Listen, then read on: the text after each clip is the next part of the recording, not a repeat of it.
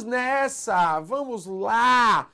Prestem atenção, queridos concursandos. Vamos tratar agora do tema da classificação das imunidades tributárias. Vocês vão perceber comigo que era um tema pouco utilizado pelas bancas de concurso público.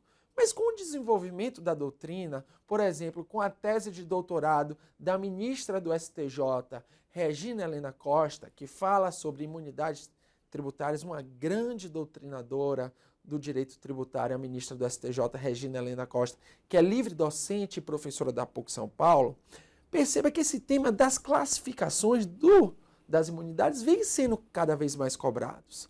Tanto que aqui, nesta unidade temática, vamos falar de algumas classificações agora nesse bloco e algumas classificações vamos esmiuçar em outros blocos. Primeira classificação, e a que mais tem caído no mundo dos concursos, a classificação das imunidades tributárias, que separando as imunidades tributárias em imunidades tributárias ontológicas e imunidades tributárias políticas. Qual a distinção, Nilo? A distinção é a seguinte: as imunidades ontológicas, elas decorrem de princípios constitucionais fundamentais. E o aspecto principal é que elas não podem ser abolidas nem por emenda à Constituição. Em outras palavras, ou seja, as imunidades ontológicas são consideradas cláusulas pétreas. Não pode advir uma emenda à Constituição e tentar retirá-las do texto constitucional. E o Supremo analisou esse tema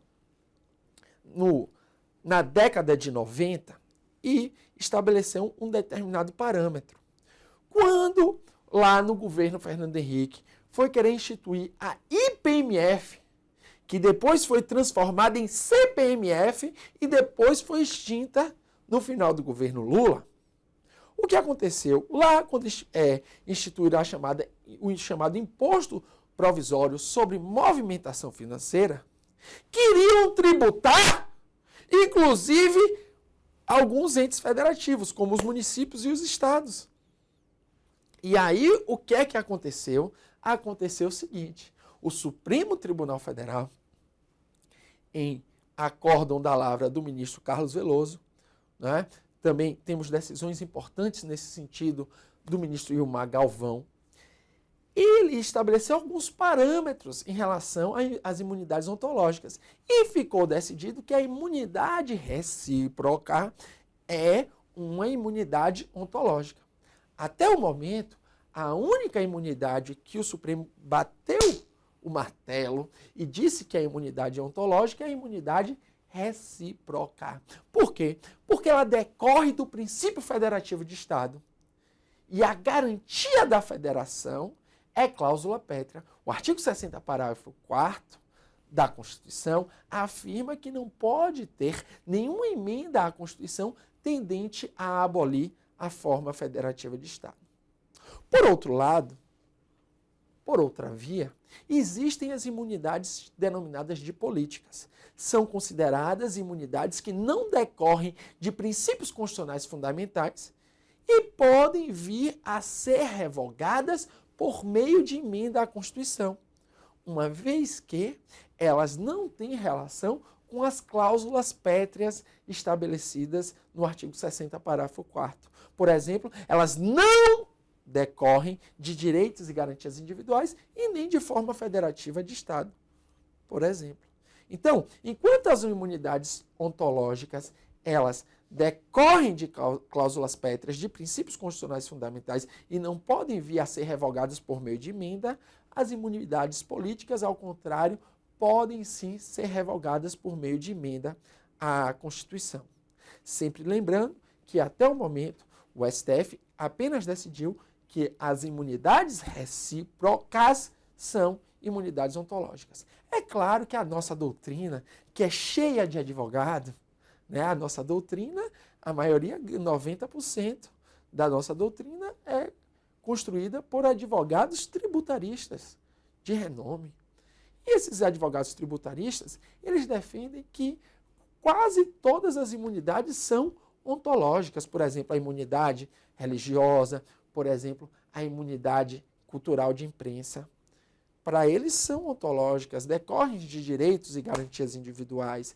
Mas, contudo, todavia, é bom lembrar a você que o entendimento do Supremo, até agora, ele só se posicionou a respeito da imunidade recíproca. Beleza? Vamos lá. Então, veja aí, em relação à nossa querida imunidades ontológicas e políticas. Considera-se o aspecto da imunidade tributária ser ou não consequência direta ou necessária de princípio constitucional fundamental. A imunidade ontológica é consequência necessária do princípio da igualdade, por exemplo, sendo seu clássico exemplo a imunidade recíproca disposta no artigo 150, inciso 6, a linha A. Então, veja, a doutrina entende que a imunidade recíproca é decorrente do princípio federativo de Estado, mas o princípio federativo de Estado, ele é decorrente também do princípio da igualdade entre os entes políticos. Igualdade entre União, Estados, DF e municípios, todos com autonomia.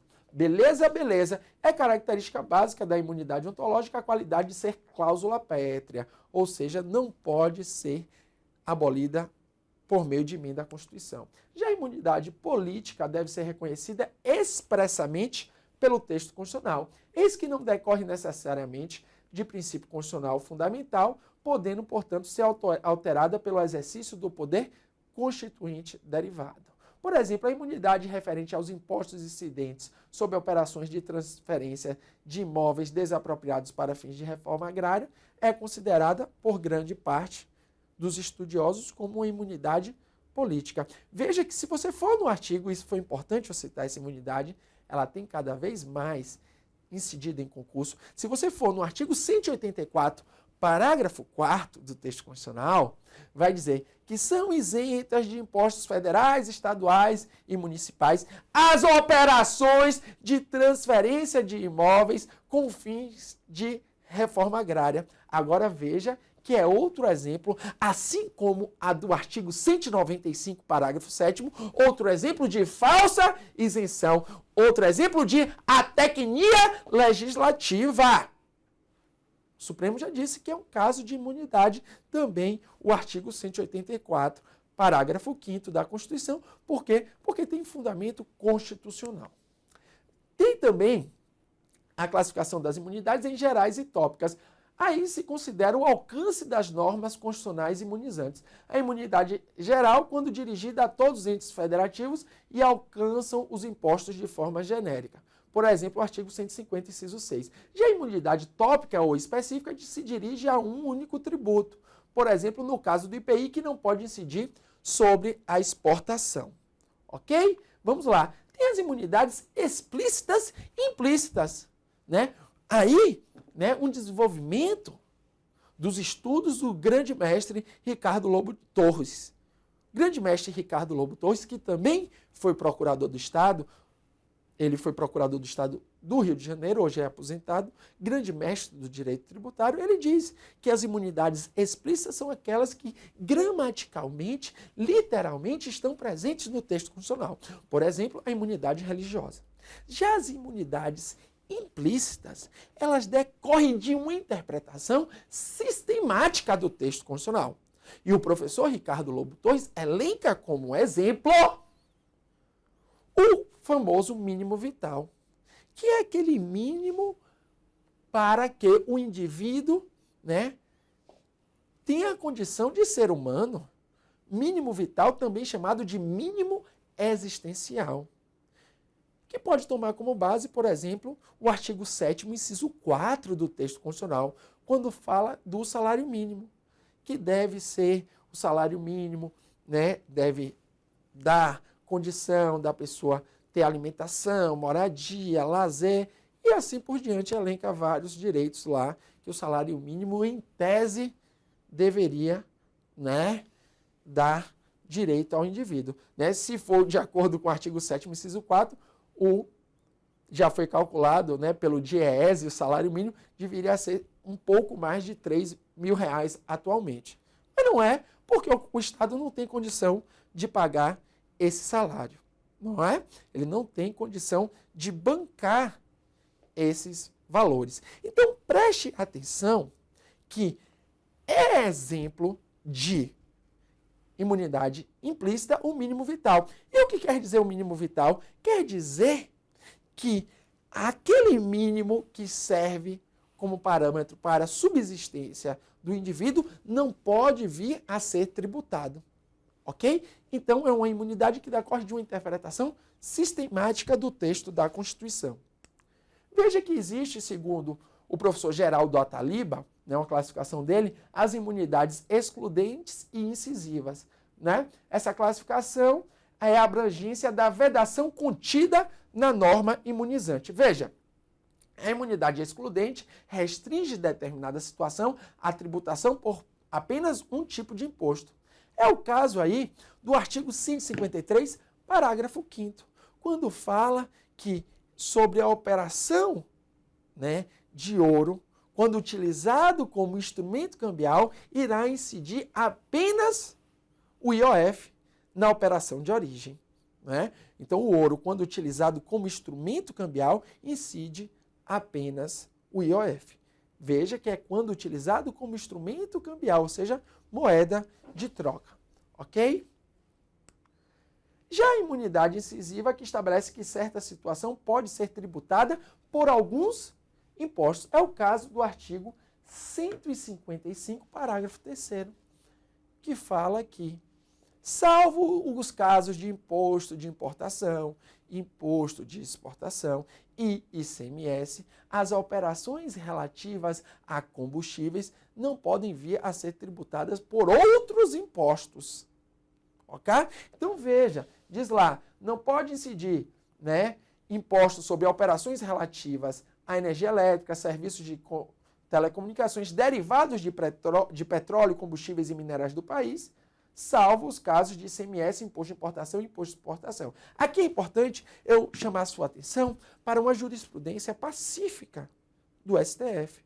Veja que essa imunidade incisiva se refere apenas a nenhum outro imposto. Isso é muito cobrado em prova. Aí eu lhe pergunto, pode incidir contribuições? É possível incidir contribuições. Por exemplo, COFINS, FINS Social, CID Combustíveis, é possível sim, porque o texto da Constituição aqui é expresso, nenhum outro imposto. Ou seja, nesse caso, vai poder incidir ICMS, imposto de importação e imposto de exportação. Não pode incidir nenhum outro imposto, mas pode incidir contribuições. Ok? Beleza? Vamos seguindo.